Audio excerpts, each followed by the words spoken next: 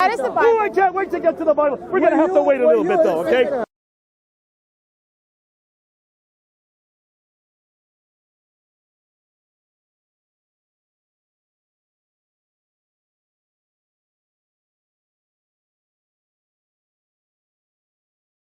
Luke chapter 4, verse 16 to 18. Go ahead, read. What does it say? The Spirit of the Lord is on me because He has anointed me to proclaim the good news to the poor. He has sent me to proclaim freedom for the prisoners and recover the sight of the blind, to set the oppressed free, to proclaim the year of the Lord's favor. So did Jesus come to set the prisoners free? He came to set the prisoners free. Did He proclaim freedom for the prisoners? Yes, He came to set the oppressed free. He was fulfilling the prophecy in Isaiah. So Jesus says, I can't have slaves. Yeah. I'm to let them go free. Exactly. I can't sell my daughters. Not one slave did He have. One slave. Not one slave did He have. You can sell your So daughter. we've just answered his question. Does Jesus allow us to slave anybody? But you don't follow him.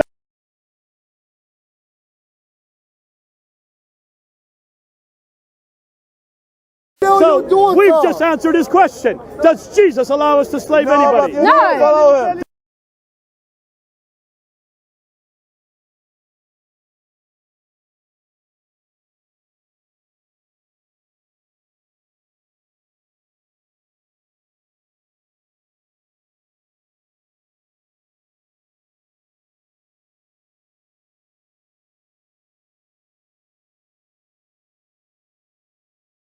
Slaves, obey your earthly masters in everything, and do it not only when their eye is on you, and to win their favor, but with sincerity of heart and reverence for the Lord.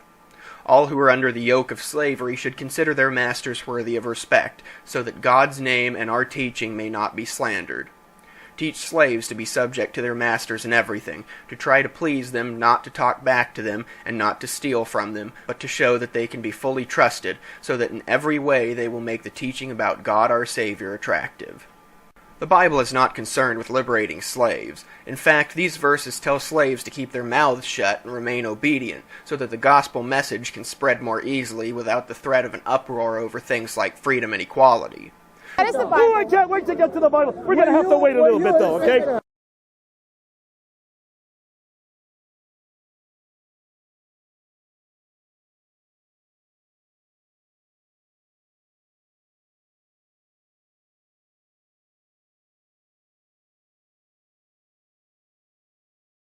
What does the Bible say about slavery? Amazingly, the Bible gives instructions on how to buy slaves, who to buy as slaves, and how to treat them.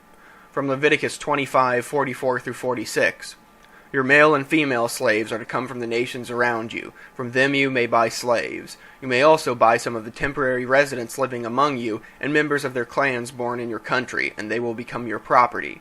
You can will them to your children as inherited property, and can make them slaves for life, but you must not rule over your fellow Israelites ruthlessly. That is the Bible. Oh, I can't wait to get to the Bible. We're going to have to wait a little bit, though, okay?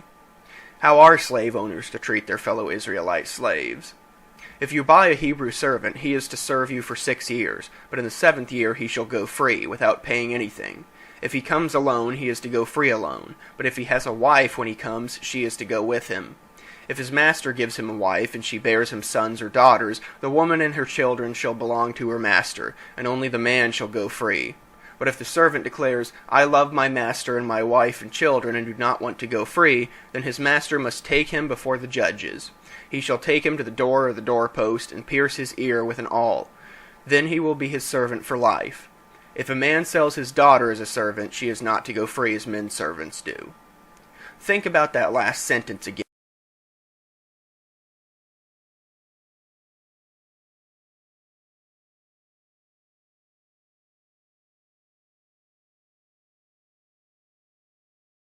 If a man sells his daughter as a servant, no denouncement follows. That is the Bible. Oh, I can't wait to get to the Bible.